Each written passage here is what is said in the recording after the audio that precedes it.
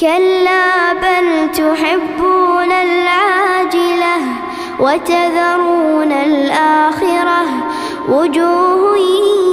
يومئذ ناظرة إلى ربها ناظرة ووجوه يومئذ باسرة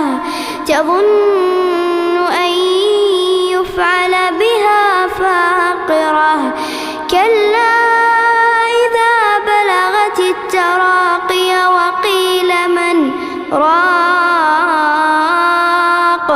وظن أنه الفراق والتفت الساق بالساق إلى ربك يومئذ المساق فلا صدق ولا صلى ولكن كذب وتولى ثم ذهب إلى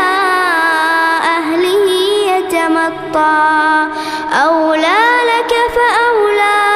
ثم أولى لك فأولى